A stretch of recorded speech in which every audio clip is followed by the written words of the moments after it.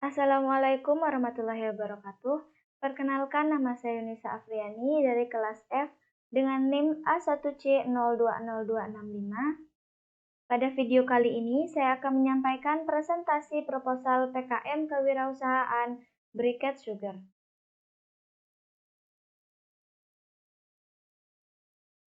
Daftar isi.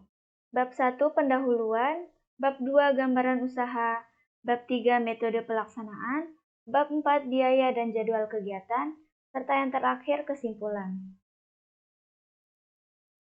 Bab 1 pendahuluan. Gula kelapa yang dikenal juga dengan nama gula Jawa atau gula merah adalah salah satu bahan pemanis untuk pangan yang berasal dari pengolahan nira atau air kelapa. Gula kelapa kebanyakan diperdagangkan dalam bentuk bongkahan besar dengan bangun geometri yang bervariasi tergantung dengan tempat pemasok atau penjualnya. Gula kelapa ini bisa dikonsumsi sebagai bahan pemanis untuk makanan ataupun minuman, sebagaimana juga digunakan dalam bahan baku pada beberapa industri pangan, antara lainnya seperti kecap dan minuman instan. Jadi, untuk produk kali ini kami mempunyai suatu pemikiran untuk membuat suatu produk tersebut dapat lebih berbobot dan mempunyai daya tarik tersendiri bagi konsumen yang baru dan juga konsumen sebelumnya. Yang mana kami membuat terobosan baru yang bisa membuat produk lebih terkenal bukan hanya di lingkungan atau di lingkup Lombok atau pulau ini saja, melainkan juga di kota-kota lain ataupun hingga luar Indonesia dengan menggunakan teknologi yang ada pada saat ini. Kami juga ingin membagi ilmu tentang bagaimana penggunaan teknologi yang dapat membuat usaha mereka menjadi lebih berkembang dari segi kemasan, isi, dan juga nilai jual dari gula aren tersebut.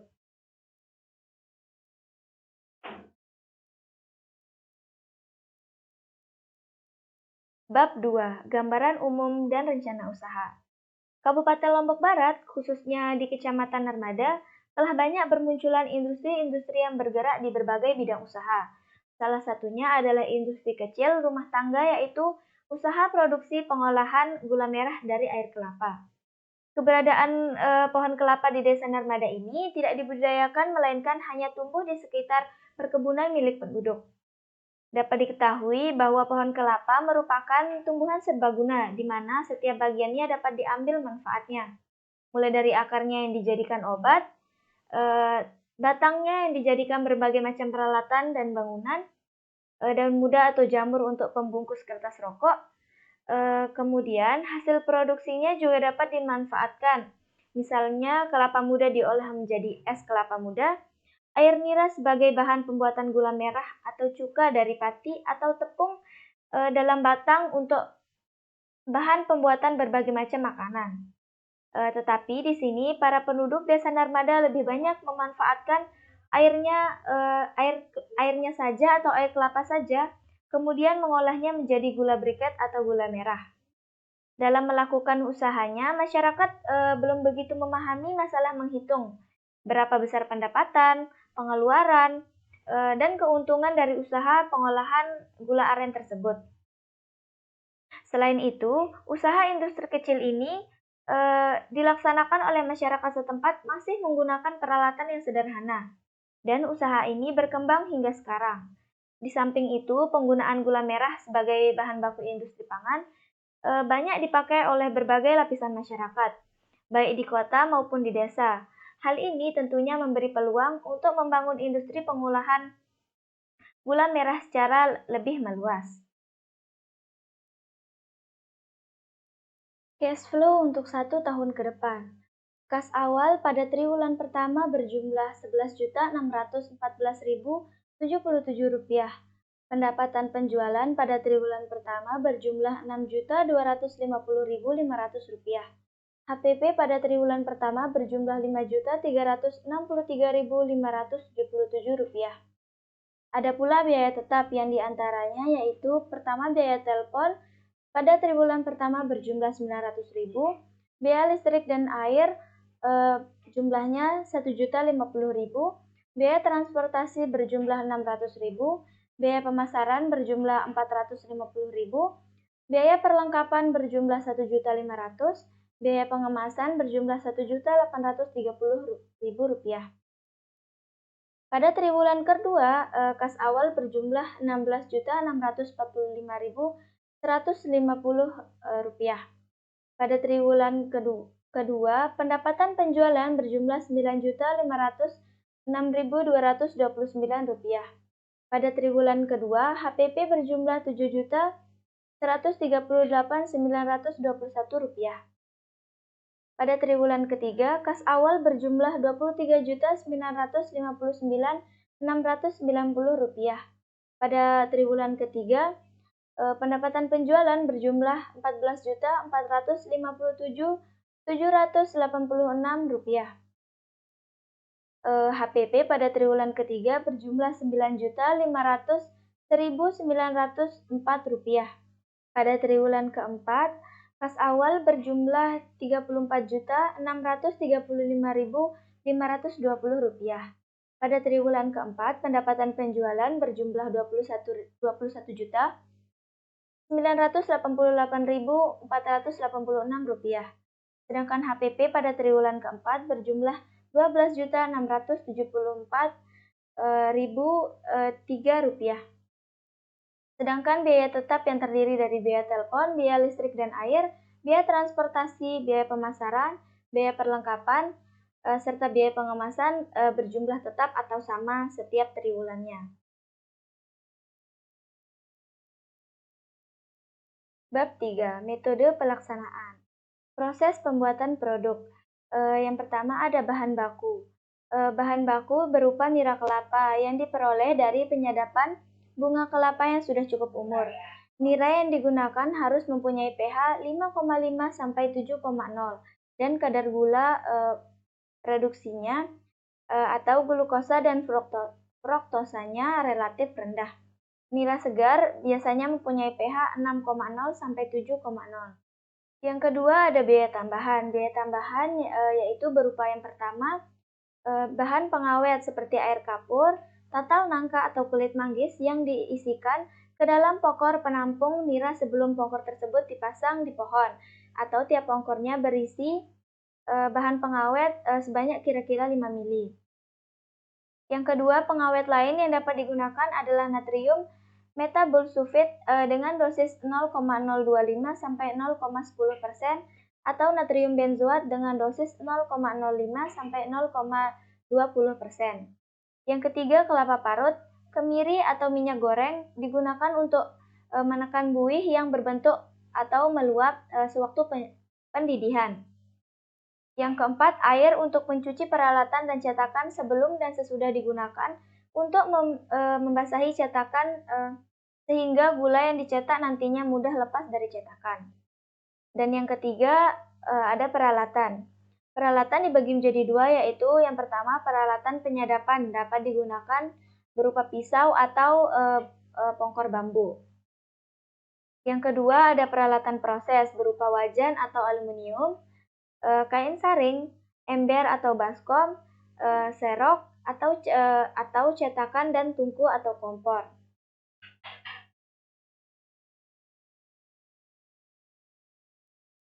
Selanjutnya ada proses pengolahan gula briket. Yang pertama ada proses pengambilan nira kelapa. Pohon baru bisa disadap bila menghasilkan 3 tandan bunga yang baru membuka dan 3 tandan termuda yang sudah mencapai panjang 20 cm. Pada kelapa umumnya sekitar 8 tahun dan 4 tahun untuk kelapa hybrid. Mahkota pohon perlu dibersihkan dari semua kotoran, begitu pula alat-alat yang digunakan harus dibersihkan terlebih dahulu. Nira diperoleh dari tandan yang selangnya belum mekar. Tungkai bunga lalu dipukul-pukul perlahan dan baru boleh disadap setelah 3-5 hari kemudian agar memudahkan keluarnya nira.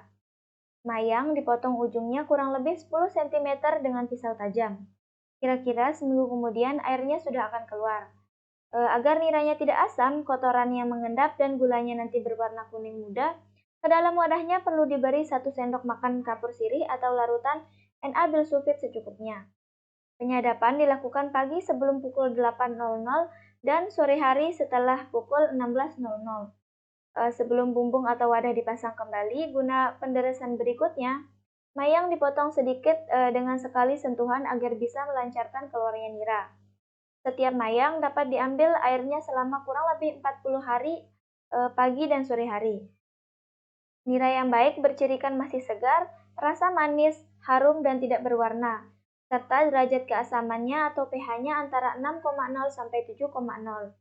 Nira yang jelek pH-nya yaitu yang pH-nya lebih dari 6,0 dan bila digunakan mutu gulanya akan ikut jelek. Yang kedua ada proses pengolahan nira menjadi gula kelapa. Nira yang telah disaring selanjutnya dimasukkan ke dalam wajan atau panci. Nira dimasak dengan panas yang konstan memakai bahan bakar kayu atau seserah atau bahan bakar lainnya. Lama pemasakan bergantung pada jumlah nira. Seludang dibalut dengan tali dari ujung bagian pangkalnya agar tidak bakar. Mayang tersebut dirundukkan perlahan-lahan hingga membentuk sudut 60 derajat dengan garis vertikal yang diikat agar tetap pada posisi dan jumlah nira yang dimasak. Setelah 15 menit sebelumnya, gulanya masak diberi 1 cc santan. Lalu nira yang mengental diaduk dengan arah memutar. Setelah itu, jika telah mengental dan warnanya kemerahan, dituang ke dalam cetakan yang kurang lebih 10 menit kemudian cairannya sudah padat. Berarti proses pembuatannya telah selesai.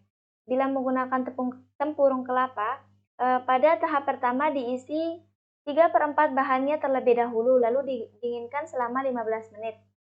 Setelah itu dikeluarkan dari cetakannya setelah mengeras. Lalu tempelkan gula dan atau pada cetakan lainnya agar berbentuk bulat atau identik dengan satu sama lainnya. Lalu agar tidak lengket satu sama lain, di antara gula-gula tersebut diulas menggunakan daun pisang yang sudah tua atau kering. Dan pengapakan dilakukan menggunakan keranjang bambu dengan dilapisi daun pisang kering atau daun jati kering. Berikutnya keunggulan mutu briquette sugar. Mutu gula briquette dibagi dalam yang pertama ada mutu super.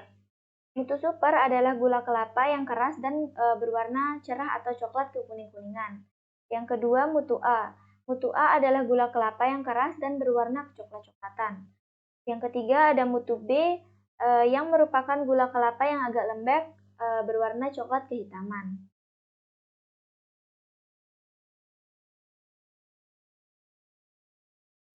Selanjutnya ada pemasaran produk.